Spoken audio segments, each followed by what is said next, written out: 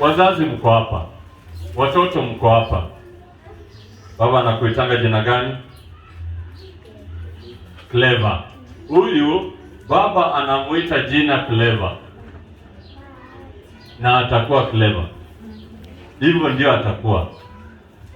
Wacha nisiite mtoto mwingine, ama mtoto mmoja unataka nikuite? Baba na mama wanakuita jina gani?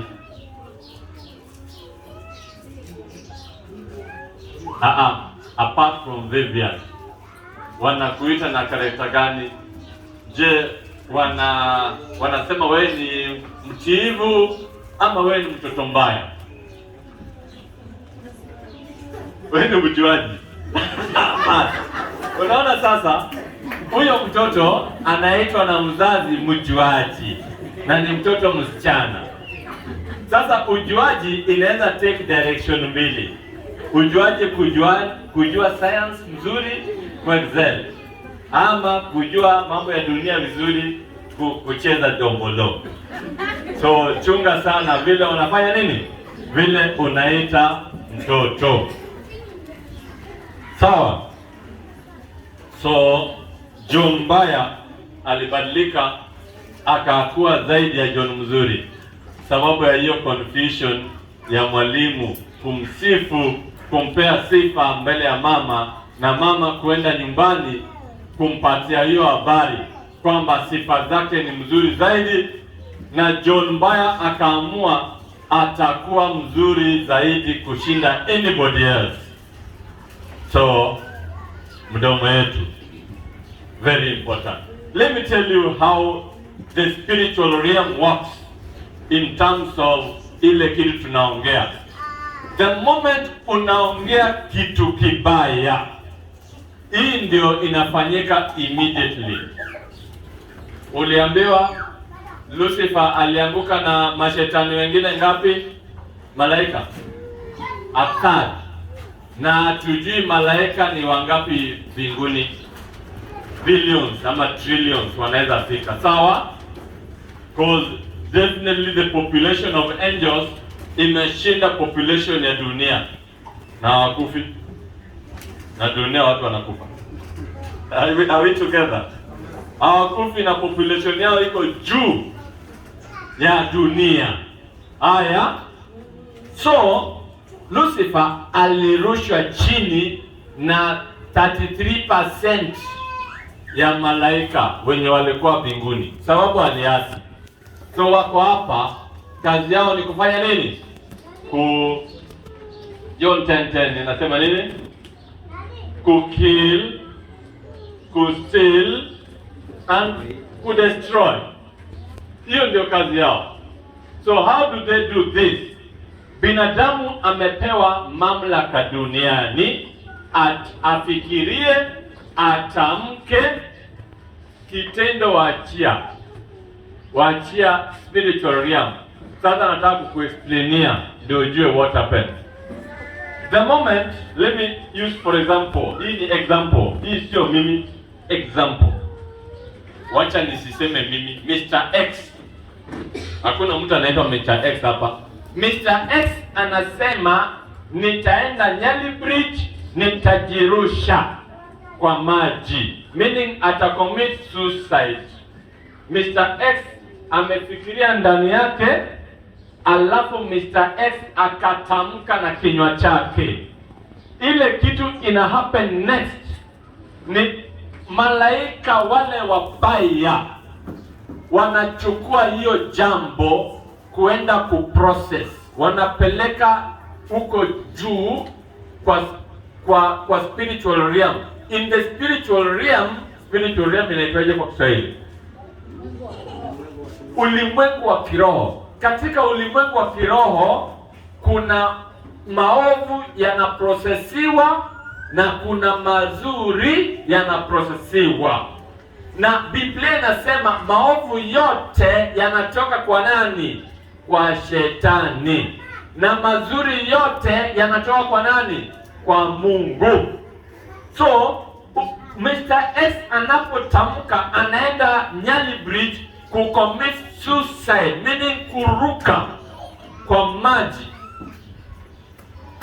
yeye sasa hakuna kitu atafanya, itaprosesiwa na malaika wabaya tena haraka sana. Alafu ataenda aandike kwa social media, Facebook, kwamba mimi nitajiua. Alafu achore kwa WhatsApp kwa watu wawili watatu, mimi nitajiua. Mr. X anasema hii message inaprosesiwa na malaika waovu haraka sana. In a short while, baada ya siku chache utasikia habari, Mr. X amefanya nini? Amejirusha Nyali Bridge, ama amemeza sumu. Vile itaprosesiwa, the end result ni amejiua.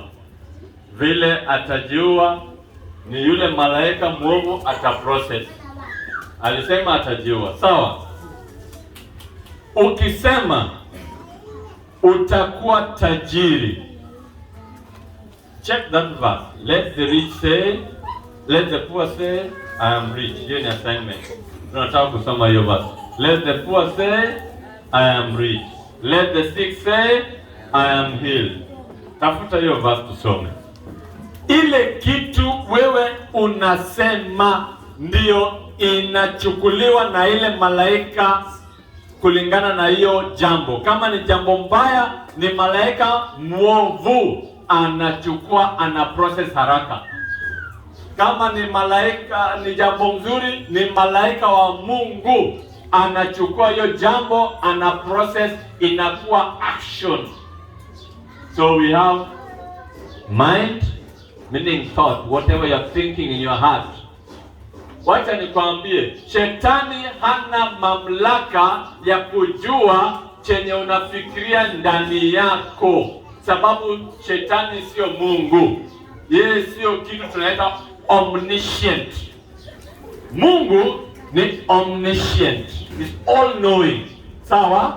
But shetani is not all knowing, meaning mambo yenye iko ndani ya roho yako yenye hujatamka, shetani hajui. Tuko pamoja? Atajua wakati utaamka hiyo neno, ndio atajua ameshafanya nini, ametamka. Next ni action, tunaiprocess ikuwe in action. Ukisema unatamani kuvuta bangi,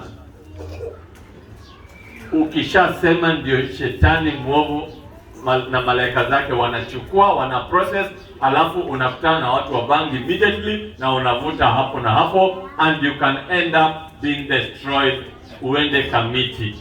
Umesikia? Haya. So, umepata hiyo basi? Soma.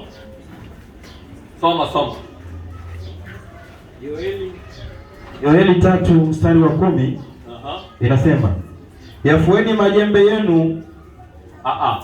Nasema, let the sick say, I am healed.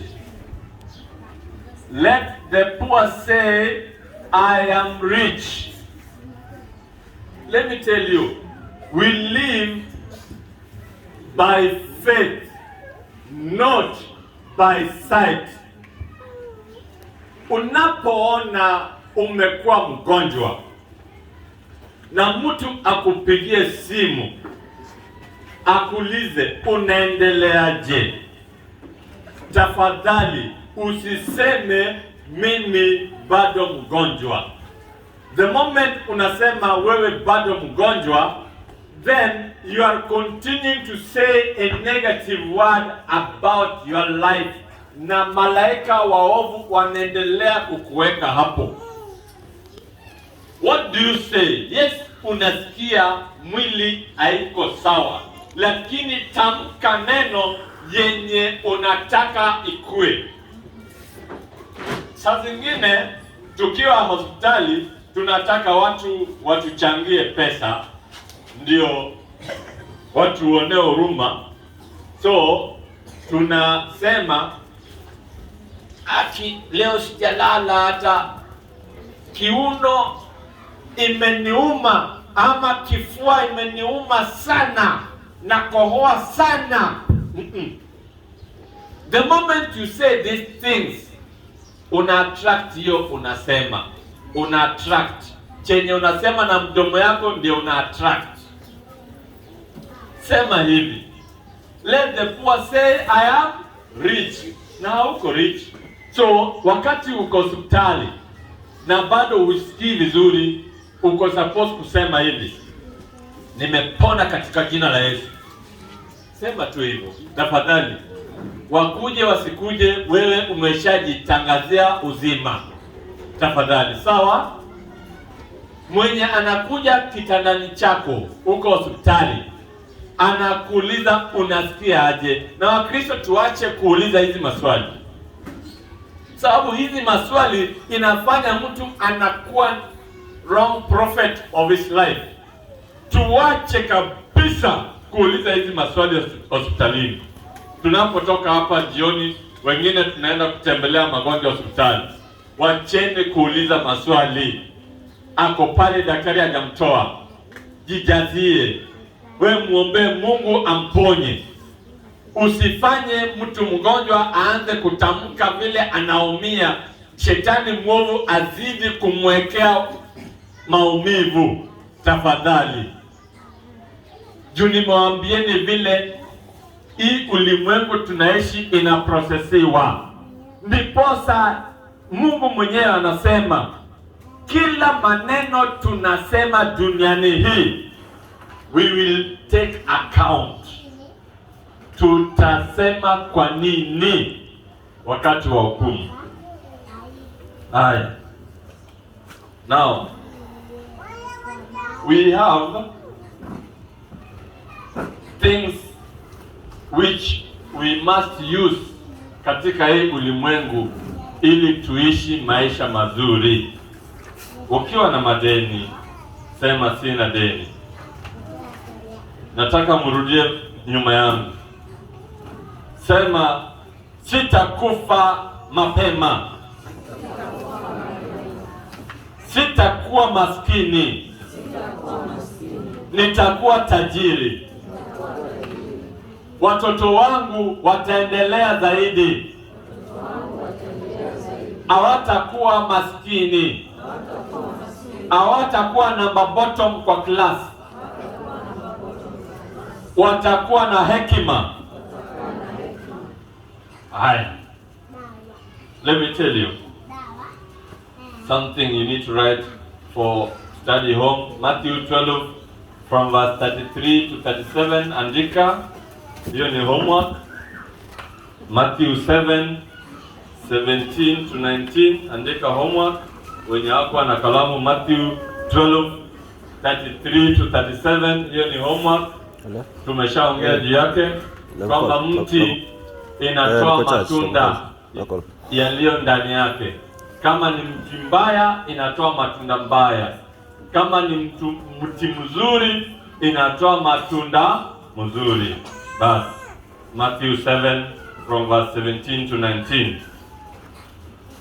Now, as Christian, tunafuata Kristo.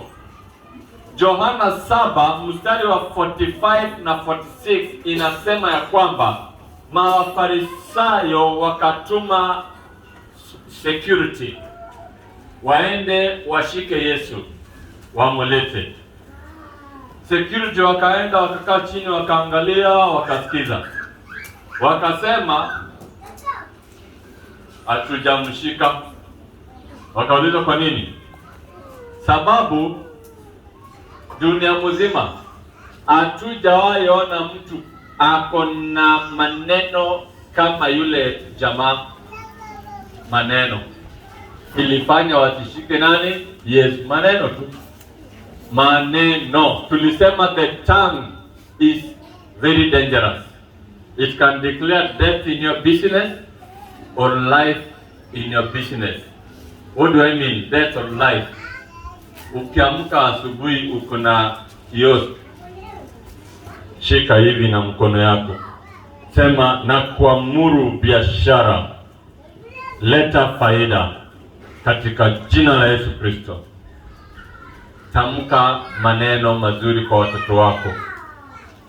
Ukiuliza billionaires of today, those who have made it in life, the rich families even in Kenya, watakwambia mama, baba kila asubuhi walikuwa wanatuita na wanatuwekelea mkono.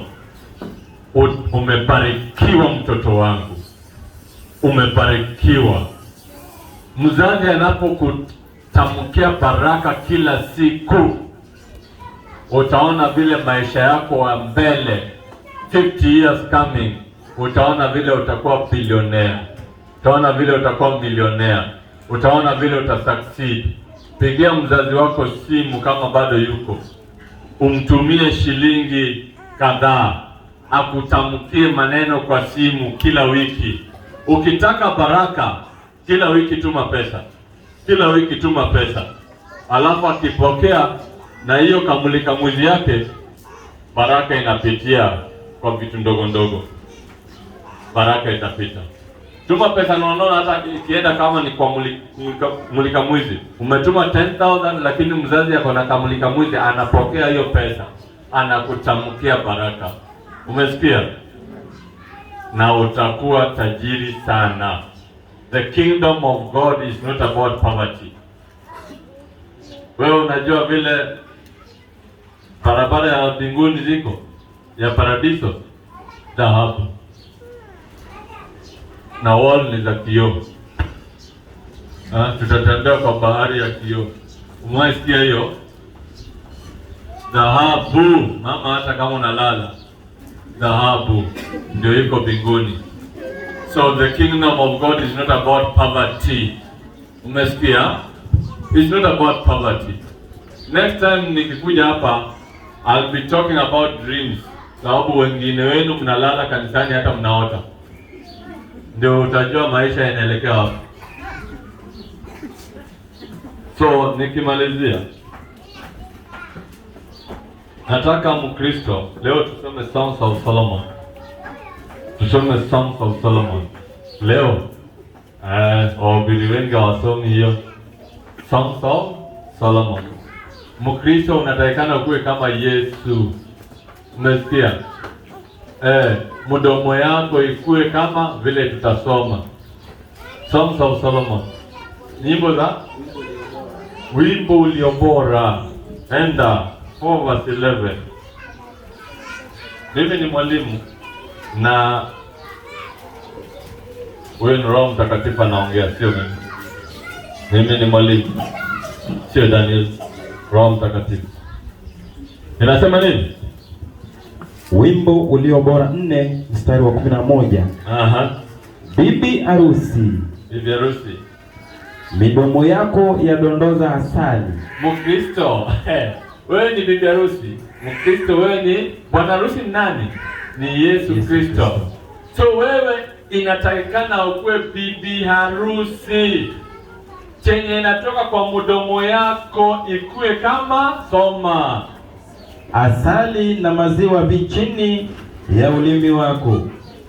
Umesikia? Na harufu ya mavazi yako ni kama harufu ya Lebanoni. Hebu sikia, Mkristo hufai kutamka maneno machafu. Maneno machafu haifai kutoka kwa mdomo chako. Wewe ni bibi harusi na bwana harusi ni Yesu Kristo, na ametuandalia makao. Watu wenye vinywa chafu chafu hawaingii. Mimi nakwambia tu kweli.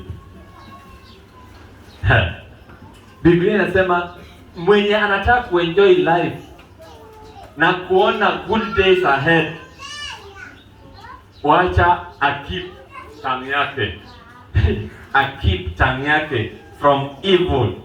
Andika 1 Peter 3:10. Utasoma jioni. Mkristo lazima usome Biblia tafadhali.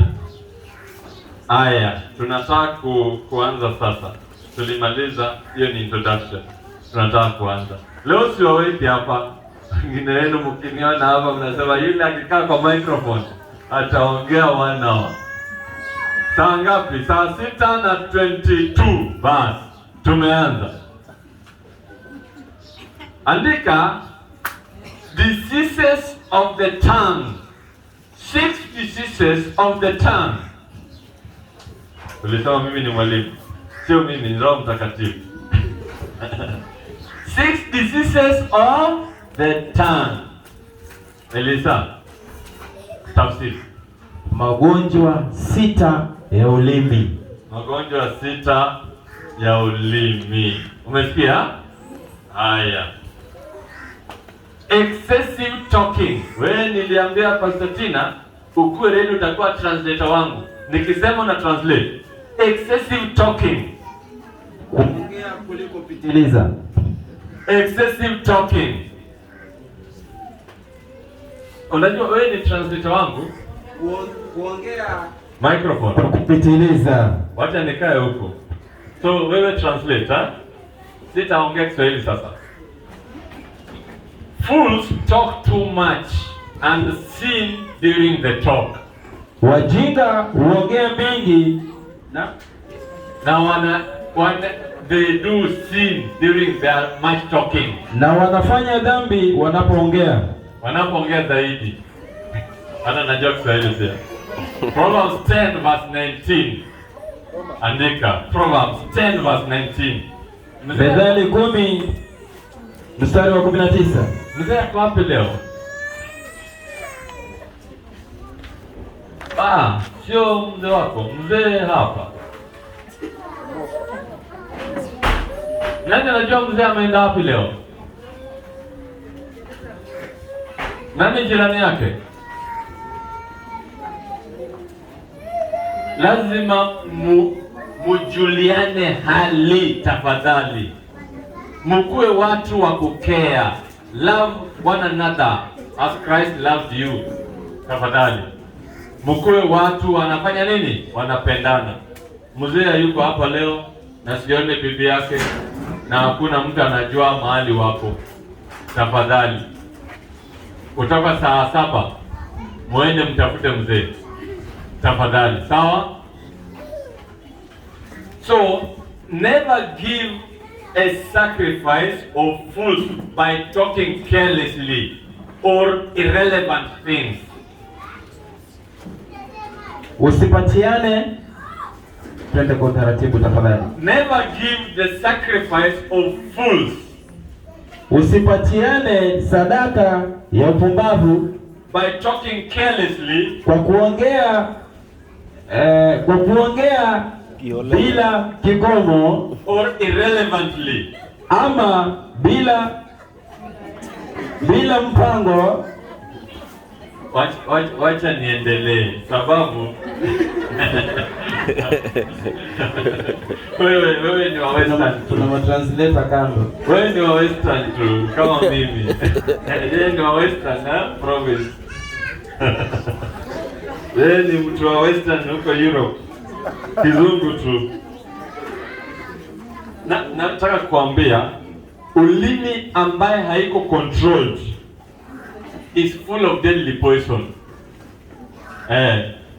Usiwe mtu wa kuongea mingi. Kama maji ya tap imefunguliwa na ingii kwa basin, usiwe mtu wa kuongea mingi tafadhali. Hata kwa simu, hata kwa kikao, ukuwe mtu wa kusikiza sana na kuongea chache. Hiyo ndio uko wise, uko na wisdom. Lakini kama wewe ni mtu wa kuongea mingi, mpaka chairman anakuambia wewe umeongea sana, nyamaza, wacha watu wengine waongee, basi you are a fool. The Bible says you are a fool. Andika ndio usinione kama nilikuita mjinga. Proverbs 10 verse 19. Ecclesiastes 5 verse 1 to 3. Na James 3 verse 8. The tongue which is not controlled imejaa sumu. Ulimi ambaye haina control, mtu anakuambia siri saa hii na hata haijachukua muda, hiyo siri imefika Busia. Jamani, imagine mtu anakuambia siri saa hii na dakika 10 haijapita siri tayari iko Busia, ina cross border, inaenda Kampala, simu ishapigwa. Tafadhali, the Bible calls that person a fool. Umesikia? Soma hizo siku moja, utasomesha watoto pia. Proverbs 10 verse 19, Ecclesiastes 5 verse 1 to 3, alafu James 3 verse 8. Usome nyumbani. Number 2, ugonjwa number 2 ni idle or careless words. Idle ni wakati unaenda kwa biashara ya mtu anakuambia we don't accept idleness here. So hata kwa ulimi kuna idleness. Sio ati wamenyamaza, unaongea aparamach. Nani amesikia hiyo? Hiyo ni sheng ya kwetu. Mtu anaongea ovyo carelessly. Idle words. That's why the Bible says in Matthew 12 verse 36, you will give account, my friend. You will give what? Account of every idle word that you speak. Ati sasa wewe uko kwa kikao, unaanza kuongea vitu hata ujui. Ati hii BBI unaonaje? Ati hapa naona huyu atatupa huyu na huyu atarusha huyu. Sasa that is called careless talk. Sababu unaongea vitu ujui. Ukiulizwa hata umewahi soma hata page moja BBI, haujasoma. Na kuongea unaongea zaidi juu ya hiyo. Unaongea zaidi juu ya kitu hata ujui. Jamani, nimeona hata kwa watu wa motorbike hapa, ukisimama tu karibu na watu wa motorbike wakusanyika wengi, BBI na hawajawahi soma page moja. Umesikia? Haya, hiyo number 1. Then number 2, Matthew 5 verse 37. Let your yes be yes, simple, and your no be no, simple. Mambo ya ukiulizwa nisaidie na 10,000, sema huna ama uko naye, simple. Don't explain too many things. Naanza kuexplain mambo mingi mpaka unasema uongo ndani yake. Na pesa uko naye kwa mfuko. Nisaidie 10,000. Imagine jana tu ndio huyu mtoto ameenda shule, headmaster akamurisha. Ai jamani, na hata haikuwa pesa uko naye. Si useme no. Let your no be no and your yes be yes. Simple. Soma. Hiyo sasa tutasoma. Hiyo lazima tusome. Mathayo 8. Mathayo 5:37. Exactly. Soma. Bali maneno yenu yawe ndio, sio. Ndio or no. Sio, kwa kuwa yazidio hayo yatoka kwa yule muovu. Ikizidi wewe na shetani. Mtu amekuja kwako simple and clear. Can you help me with the 10,000? Simple question. Unaenda kunisaidia na 10,000? Sema no. Full stop. Ukiexplain sana, wewe ni wa shetani. Biblia ndio imesema. Or sema yes na uingie kwa mfuko. Ukisema yes, wengine wanasema yes alafu wanaanza kujigamba. Yes, nitakusaidia. Hata mama Njeri ametoka hapa saa hii, nimempatia 20. Jamani, nani alikuuliza? Steve, Pastor Steve, nani aliuliza about ile pesa ameshapeana? Si tumemwitisha tu 10,000. Na amesema yes anapeana. So hiyo jambo lingine, hata mama Njeri ametoka hapa sasa hivi nimempatia 20,000. Imetoka wapi? Nani alikuuliza? The Bible is very clear. Let your yes be yes, simple. And your no be no, simple. Any other word ukiongeza, Bible inasema imetoka kwa shetani. Hebu soma tena. Any other word ukiongeza imetoka wapi? Kwa shetani. Imetoka kwa shetani. Sababu kiburi ndio inaingia hapo live. Ama uongo. Because the devil is the father of lies and pride. Hapo ndio mtu anasema yes, alafu aseme wenye amesaidia wote na hujamuuliza wenye amesaidia. Yes, anakusaidia lakini hafai kusema jambo lingine.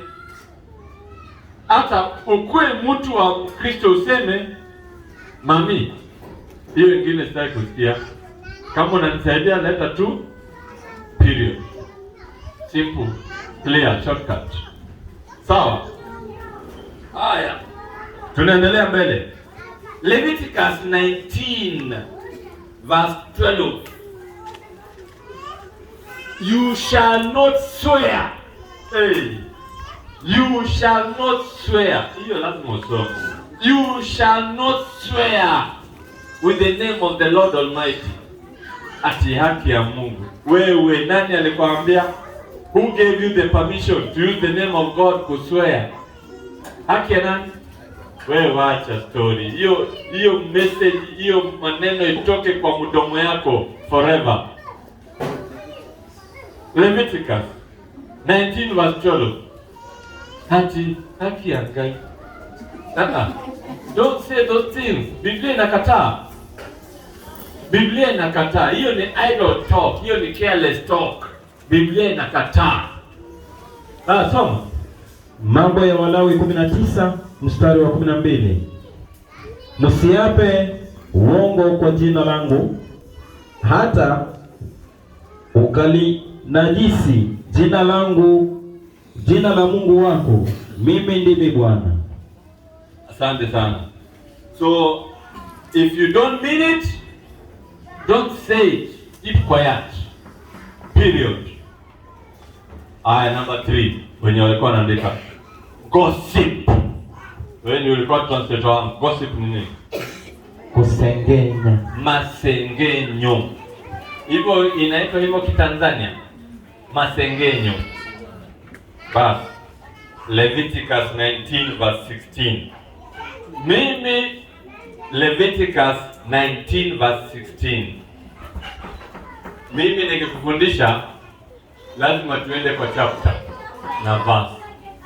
Chapter, verse. Sababu Yesu anasema wachunguze. Don't just trust everybody preaching to you on TV. Angalia anasema chapter what, verse what, tafadhali. Anasema kweli ama uongo. Usiwe mtu wa kusikiza watu wa uongo. Anasema chapter what, verse what. Wacha niongee Kinigeria kidogo.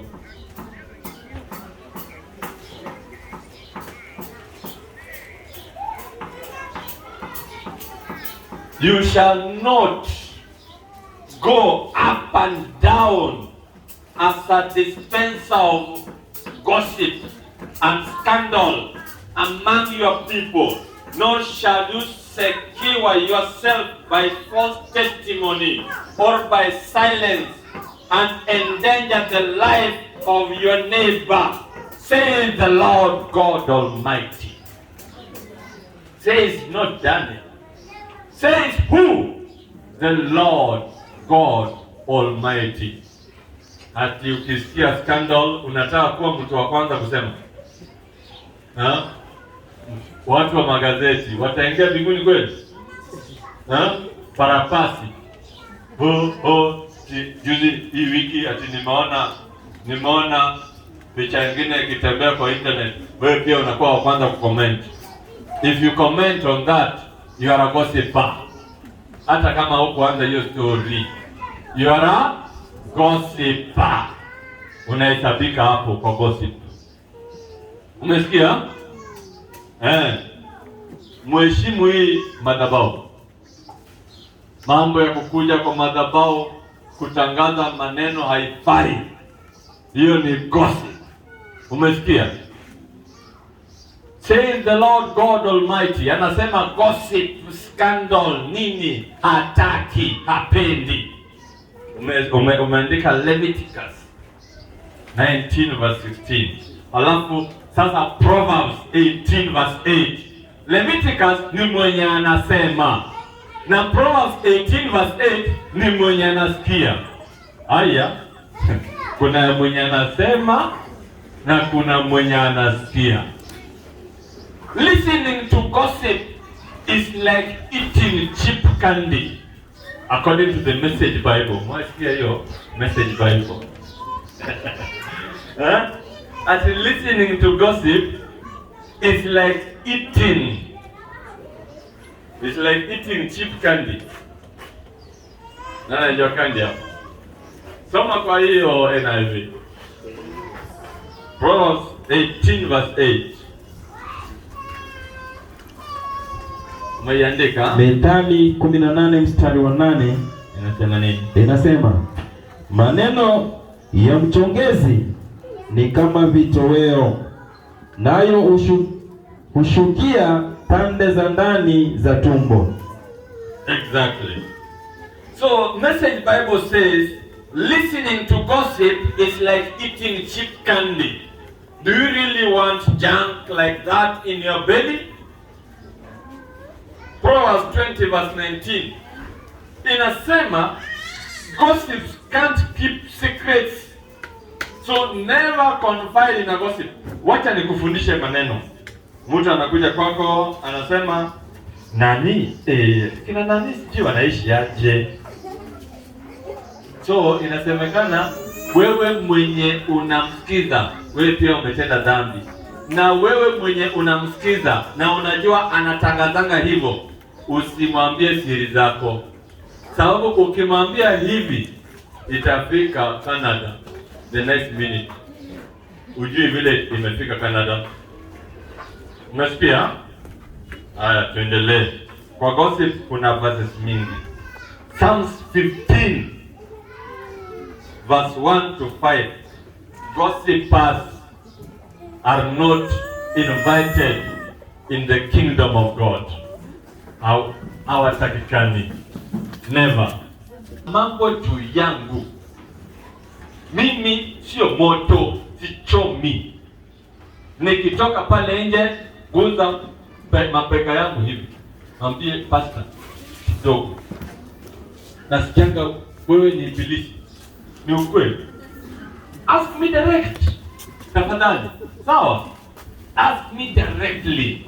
Siumi ama namna gani? Siumi, tap me on the mapeka. Ask me direct. Then if we talk face to face, hawatakuwa gossiper. Sababu gossip ni backbiter. Anakuwa behind you. Anaongea behind you. So please, if you don't want to be a gossiper, enda mbele ya mtu. Steve, nasikia biashara yako siku hizi imefanya vizuri sana mpaka umeweka tenda ya Safaricom. Talk direct. Usiende ukaongee, nilisikia Steve aliwini ile tenda ya Safaricom. Hiyo ni gossip. Even if it is good news, it is gossip. Gossip must not be bad news peke yake, hata good. Umesikia?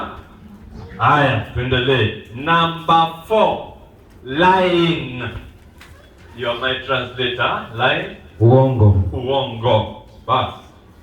Proverbs 6. Andika chini. Proverbs 6 from verse 16 to 19. Wewe kuja na kitabu mzuri kama secretary, uandike hii mzuri direct. Hii itapotea. Na hii kitu ni muhimu. Proverbs 6. Umeona sijamgossip? Nimemwambia mbele yake direct. Proverbs 6 from verse 16 to 19. Tusome. Soma. Kuna vitu 6 Mungu ana hate. Saa zingine anasema 7, lakini hataki kusema 7, anasema 6. Haya, soma.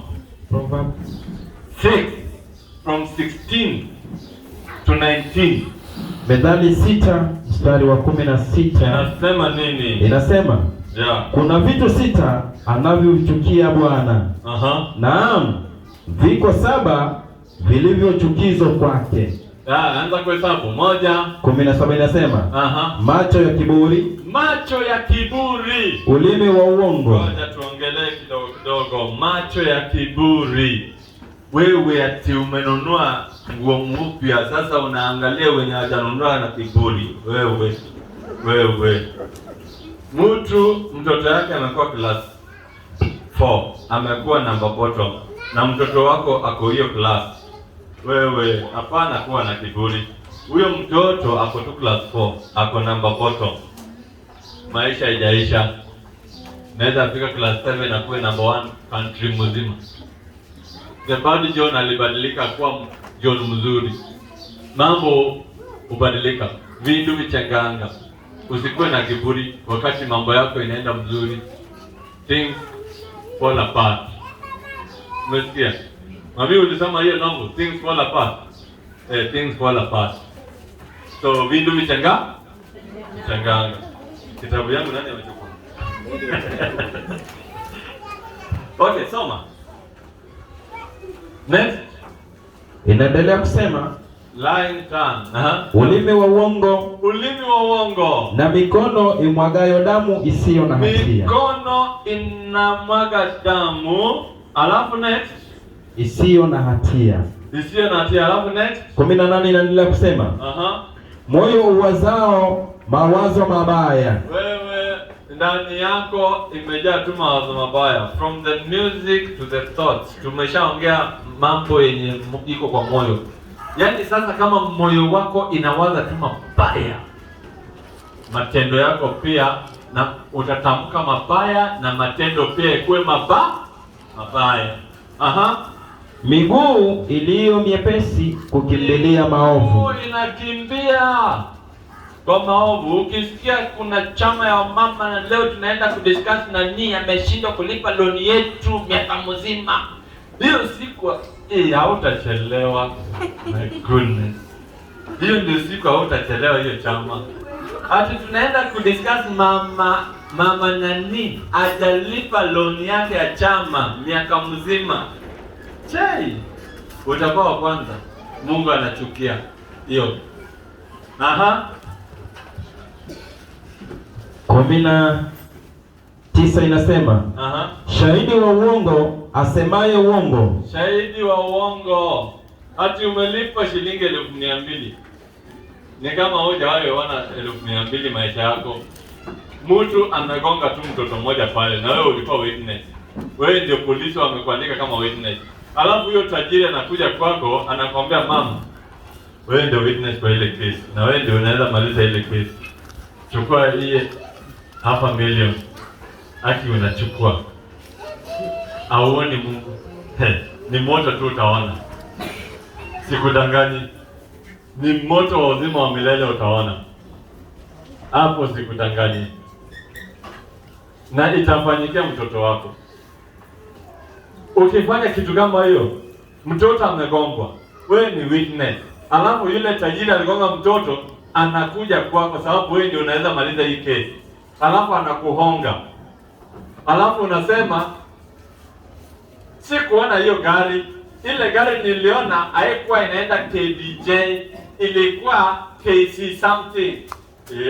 Umebadilisha statement. Surely, hauoni mbinguni. Sikudanganyi, ni moto tu. Ile imetengenezewa shetani ndio utaona. Lying lips are extremely disgusting and hateful to the Lord. Proverbs 12 verse 22. But they that deal faithfully are his delight. Mtu akifurahia, Mungu anafurahia mwenye anasema ukweli. Mimi wacha nikwambie, afadhali tusemeshane ukweli. Kama mimi ni mbaya, nasema mimi ni mbaya. Afadhali tusemeshane nini? Ukweli wa mambo. Mimi ukitaka kuappreciate na mimi, hapana niambia uongo. Number 1 principle, usiniongeleshe uongo. Nikijua unaongea uongo, hata kwa pesa, hata kwa biashara, tunakatiana mkono. mkono ambaye inafanya utende dhambi, kata. Tunakatiana mkono hapo. Kukatiana mkono sio kutumia panga. Tunaambiana bye, see you. Unasikia? Haya, lying. Wacha nikwambie, the devil is the father of all liars. So if you are lying, na unajua, wacha nikwambie, mtu akona deni yangu ya shilingi 1000. Nimemwona akipiga kona chwa Nyali Center ama Likoni Fed, na nikimbia kwa simu yangu, hello Mr. X, vipi bana, uko wapi? Sababu uko wapi ni maswali. Hata Mungu aliuliza nani? Cain, uko wapi? Uko wapi ni maswali ya kawaida. Mtu akiwa na deni yako unaanza uko wapi? Na umemwona Feli anasema nimetembea kidogo, nimeenda Ushago. Kwa shwali Feli ni Ushago, sio ni uongo. Na huyu ni mtu anakuja kanisani na ulimpatia hii pesa sababu ni wa kanisa. Tena akona cheo kanisani. Tena akona cheo. Na anasema uongo. Cheap lies. Kuna uongo ingine ya kudanganya your employer. Sio uongo na mdomo, uongo na kalamu. Wewe umetumwa kazi Kisumu kutoka Mombasa, unalala kwa hoteli, alafu unaenda unaforge receipt sababu umepewa pesa kibunda, ukuje kuclaim, ukuje ku account.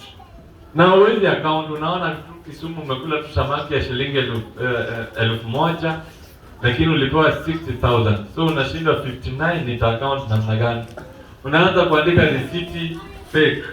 Samaki ya Kisumu 3000.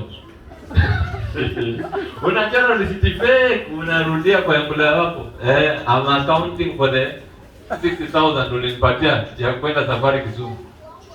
Wewe ni muongo. Your father is the devil. Mtoto wa nyoka ni nyoka. Kama wewe ni muongo, si wewe ni wa shetani? Utakuwaje siku moja wa Mungu? Na kifo pia inagonga. Umesikia? Shetani akishajua wewe ni wake, anajaribu juu chini akuondoe dunia hii haraka kabla hujabadilisha nia. Sababu mwizi msalabani alibadilika, akaenda paradiso na Yesu. So shetani anataka kukupatia chance akuue mara moja. Sababu akisha kusteal, next ni kukudestroy, alafu anakumaliza. Kazi tatu. So usijiulize mbona alikufa kabla ja okoka. Hakujua. We are in evil times. Revelation 21 verse 8. Uandike pamoja na 22 verse 15. Inasema mambo moja. Inasema au watu nitasoma. Translator wangu wako wapi? Unaweza kuwa translator. Translator wangu unaweza kuwa translator. Coward. Sema. Mwoga. Faithless. Faithless. Mtu ana faith, ana imani. Anasema Yesu sio Mungu. Mtu ana imani. Ana imani. Anasema Yesu sio Mungu. Ati yako kuja kukufa msalabani sababu ya dhambi zetu. Ati yeye sio mwana wa Mungu. Huyo mtu faithless. Haya, unbelieving, same category. Anasema Yesu sio Mungu. Murderers. Hiyo mnajua. Wauaji. Sex peddlers. Wewe zipa kuna unaruka tu. Sorcerers. Umesarwa hapa mgongo. Watoto pia unapelekwa wanasarwa hapa Kitui. Imagine. Idolaters. Wewe kazini lazima ukue na kamawe ingine ulipewa mahali. Ati lazima utembee naye kwa mfuko. ati ndio uweke hiyo kazi. Surely, hiyo ndio Mungu yako. Wengine wanapenda pesa. Pesa ndio Mungu wao. Ukitaka kujua kama mtu anakupenda, muitishe pesa. Uone vile atakuruka. Muitishe tu pesa. Jifanye tu unataka pesa. Ndio utajua upendwi. Na udhibitishe yako naye saa hiyo na muitishe. Hata kupatia hakupendi. Sababu pesa ndio Mungu yake. Liars, hiyo tumeshaongea. Adulterers. Wewe ni kulala tu na bibi ya watu. Ukiona bibi ya mtu unaona kama ni ndio mzuri zaidi. Witches, hapo tumeongea. Unatembea usiku, umefuga nyoka. Na kuna panya nyingine ya black pia umefuga. Ndio jifiche ndani yake. Magicians. Hiyo unajua. Star readers. Unakimbia kwa gazeti kusoma ati Star. Ati Capricorn nasema nini leo? Na Cancer. Hivyo ndio utakufa na Cancer. Juu Cancer ndio Mungu yako. Mmeelewa chenye nimesema? Kwa gazeti kuna mahali imeandikwa Star. Nimeona Facebook siku hizi. Unauliza kitu ati what will I be in the next 10 years? Alafu inakuambia, alafu una post kwa Facebook. Wenye wako Facebook. Mami aliwakataza mambo ya Facebook hapa.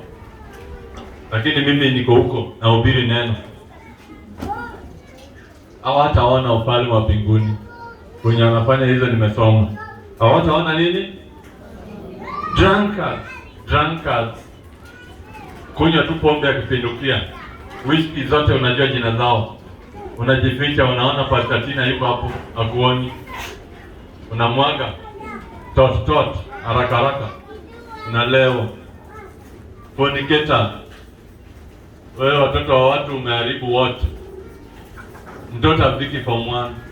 Ushaona. Drug addict. Unajidunga kujidunga. Will not inherit the kingdom of God. Their place is in the lake of fire and brimstone, the second death. Mungu ndiye anasema.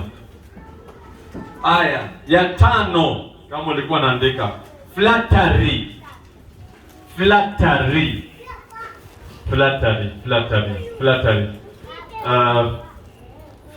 nini? Flattery.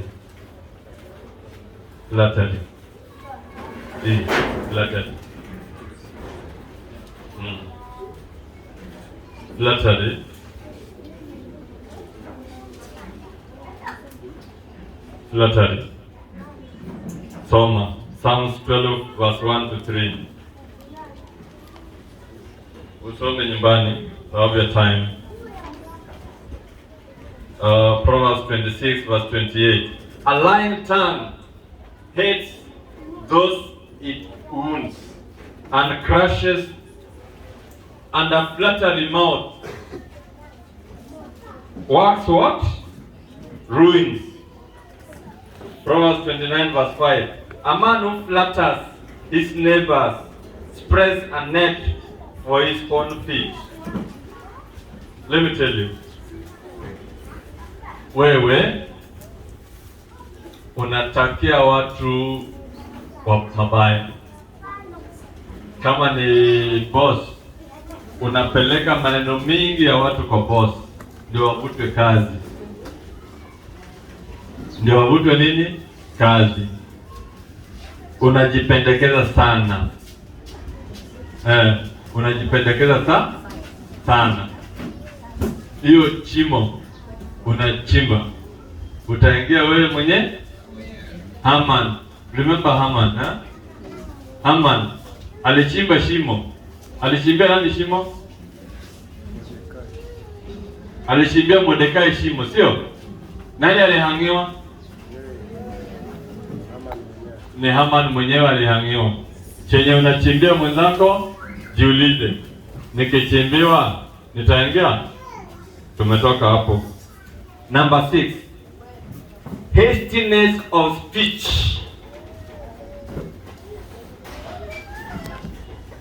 Kuongea haraka bila kufikiria inakusaidia nini? Hebu niambie. Unaongea tu haraka, hata swali hajaulizwa. Nauliza swali, hata sijafika question mark ushajibu. Nini baya? Kwani wewe ndio kuna akili yote dunia hii? Proverbs 29 verse 20 usome nyumbani.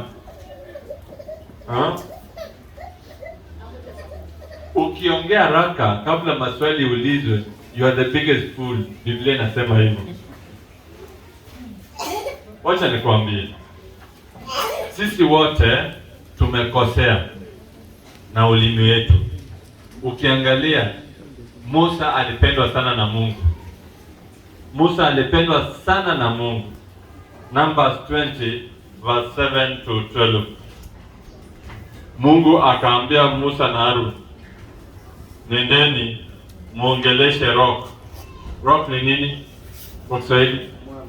Muongeleshe mwamba itoe maji watu wangu wakunywe. Si wakaenda?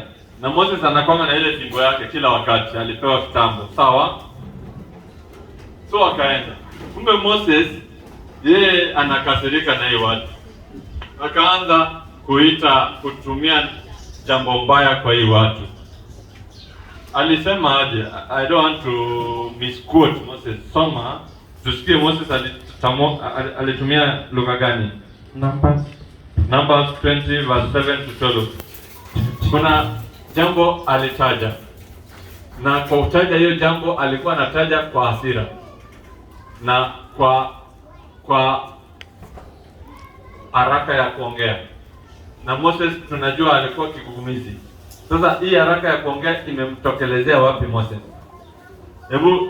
Hebu soma Hesabu 20 mstari wa 7. Inasema Bwana akasema na Musa akinena 8. Toa ile fimbo ukawakusanye makutano wawe na Haruni ndugu yako.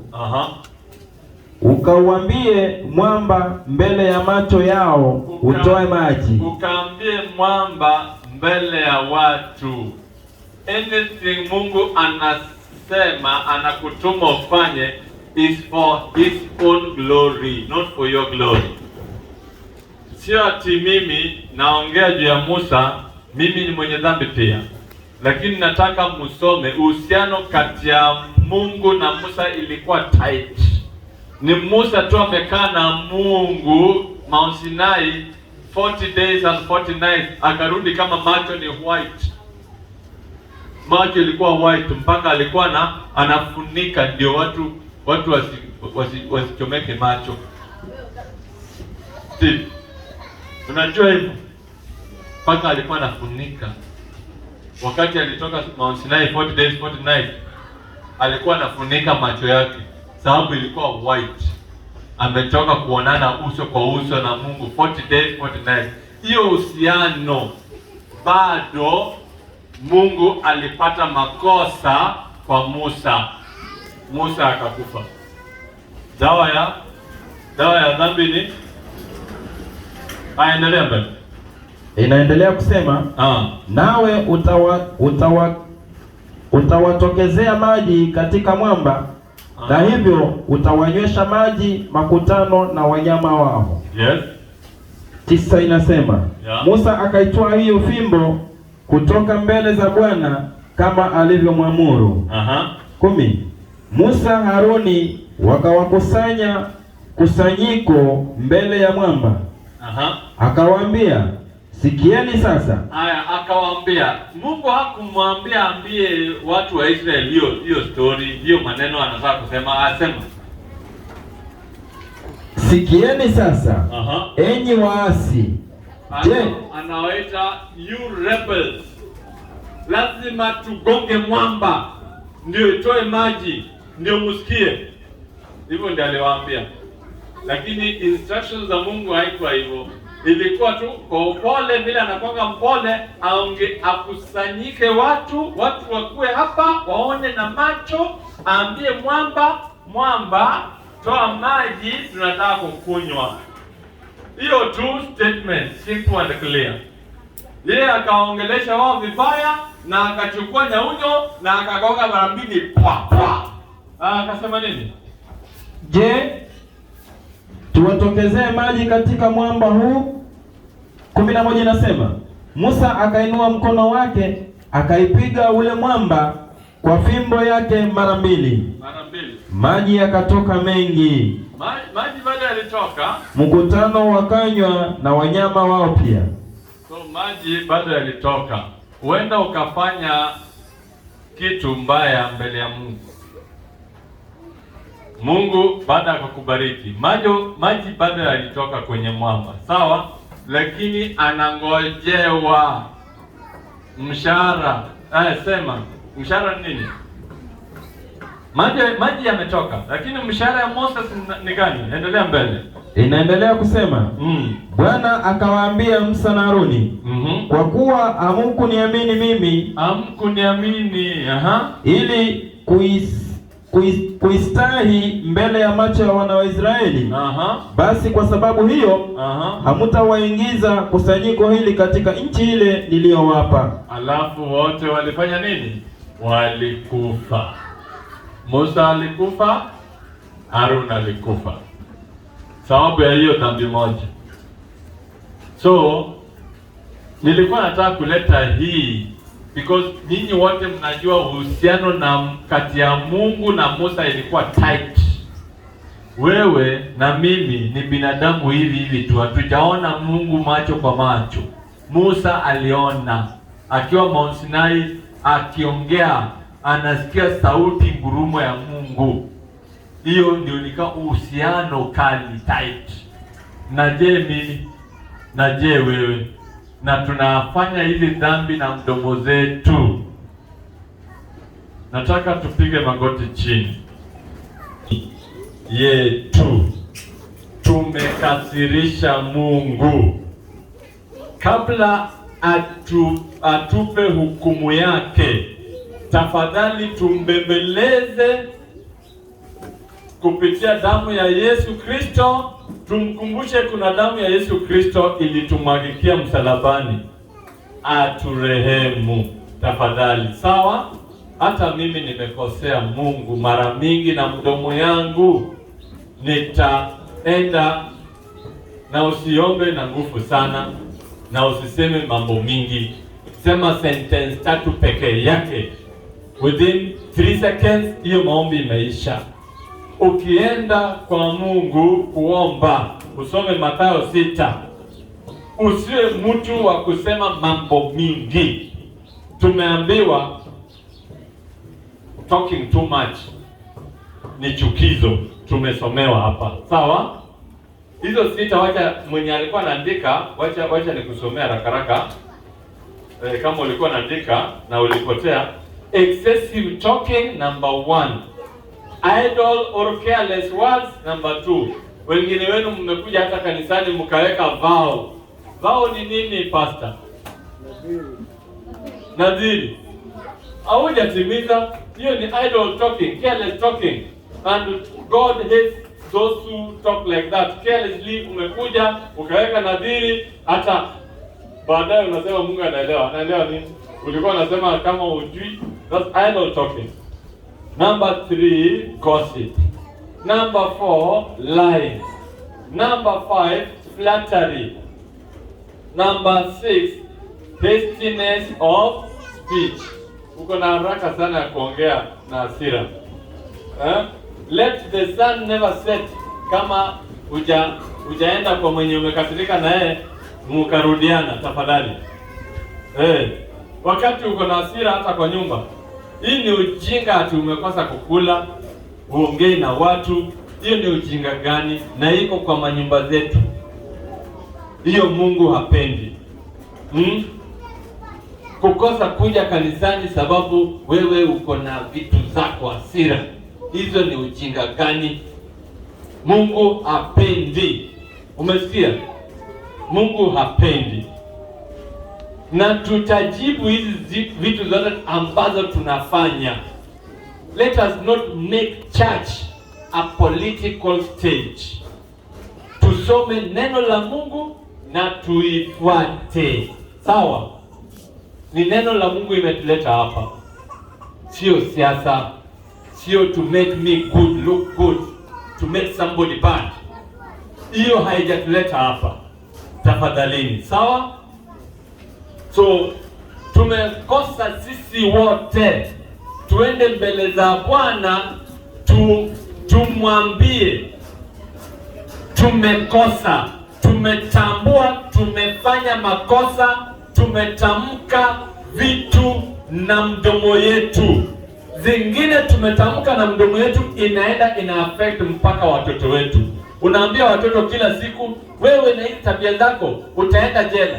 Mtoto anaenda kamiti. Baadaye asubuhi tumehubiriwa hapa na pastor, alikuwa anapiga watu geta, amesema mpaka akaenda jela, na akikuja Mombasa akaingia pombe na akafanya zile vitu watu wa pombe wanafanyanga kwa baba, mpaka akaokolewa na Yesu Kristo.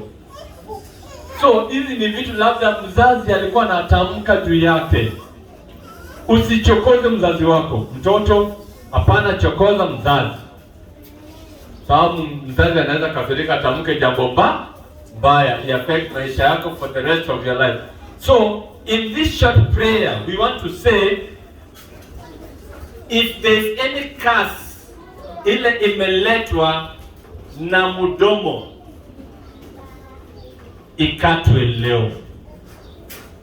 Simple prayer. You have to be specific in your prayer and short. If there's anything umetaja na mdomo yako ina affect watu ama ina affect maisha yako, ikatwe leo. Utakuwa free baada hii maombi. Maombi ya sekunde 5. Mimi sekunde 5 nitaamka, nipate bado unaendelea kuomba. Don't talk too much in prayer. And don't make it aloud. Usiongee na sauti kubwa. Mungu sio kiziwi. Umesikia? Microphone taweka juu ya meza.